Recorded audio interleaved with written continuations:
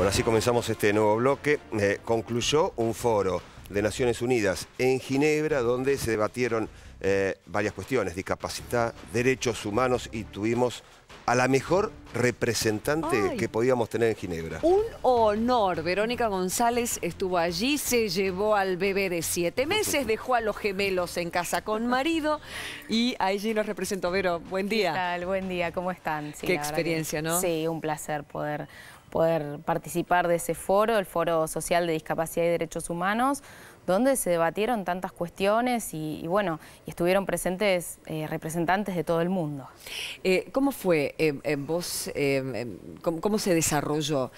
Porque las discapacidades son muchas. ¿Tuvo diferencias por temática, países? No, porque a la discapacidad, a las distintas discapacidades lo que nos unen son los derechos. Entonces ahí se transversaliza todo. Quizá para algún tipo de discapacidad tendrás que implementar medidas distintas que para el otro, pero los derechos nos unen, ¿no? El derecho al empleo es el mismo para todos, el derecho a no vivir institucionalizados también es el mismo para todos y la verdad que hay muchas personas que igual viven institucionalizadas, por ejemplo, en neuropsiquiátricos o en hogares, y eso no es lo que buscamos estar incluidos en la comunidad. El derecho a la educación inclusiva es común a todos, el derecho al acceso a la comunicación también y a la información, ¿no? Entonces, sí, se organizó por distintas temáticas.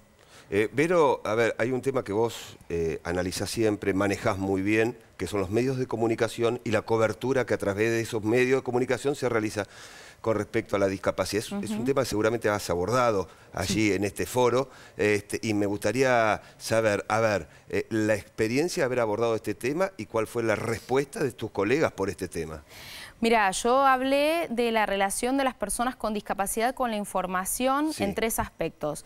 Como consumidoras de información, como parte de la información y como productoras de información. Esto último por mi trabajo, ¿no? Digo, yo produzco información para el resto del público. Y la verdad que fue muy interesante, la gente lo recibió muy bien, no había otros periodistas con discapacidad, entonces como que se introdujo esto de, bueno, nosotros nos fijamos siempre cómo cubren los medios cuestiones de discapacidad, pero ¿por qué no ser parte de los medios? Y la verdad que fue muy interesante. Incluso también participé de un evento paralelo que fue la creación del Foro Global de Discapacidad y Medios. Verónica, vos acabas de hablar de paralelo, ¿no? Y hablamos de las minorías, porque siempre, lamentablemente, los que quedan como excluidos un poco dentro de lo que es el manejo sistemático, ¿no?, de una sociedad son las minorías. Y llegan las nuevas tecnologías que nos superan incluso a aquellos para los que tenemos preparados la infraestructura. ¿Cómo hace un discapacitado en sus distintas plataformas para disfrutar de Internet, para poder unirse a las nuevas tecnologías, a los teléfonos celulares?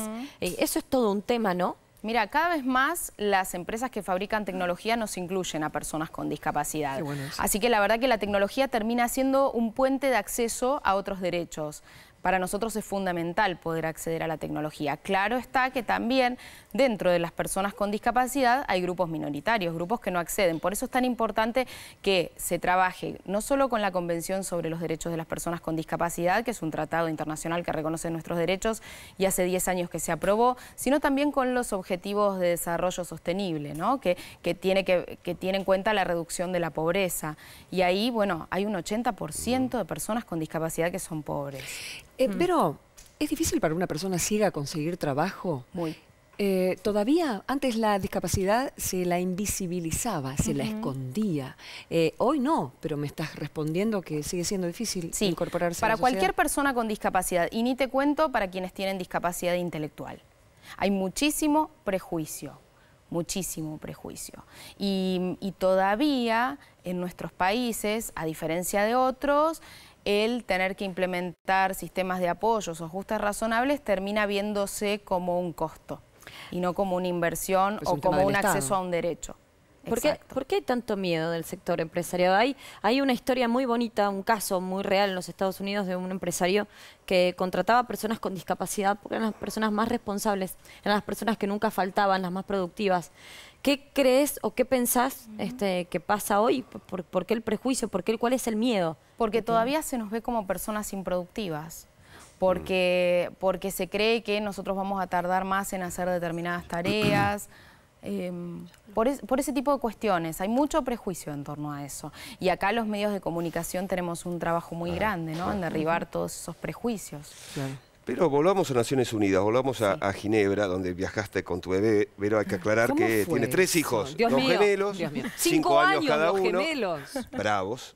Vos me decís, Muy ¿sabés qué me bravos. cuenta Pablo Vero? Que en los pasillos te mandan para otro lado, Son un amor. agarran Igual el me ayudan cochecito a del llevar- hermano y se van. Me ayudan a llevar el cochecito, son un amor. Mortal, mortal. Es Bueno, una viajó con el genia. bebé de 7 meses. Y Bueno, con a mi ver, hermana que me fue a ayudar. claro, ahí está. Sí. ¿Cuáles fueron las conclusiones de esta cumbre pensando en la próxima que viene ya? Bien, mira, las conclusiones son que se pretende que la ratificación de la Convención sobre los Derechos de las Personas con Discapacidad llegue a ser universal. Recordemos que Sí. la ratificaron 167 países, así que no falta tanto.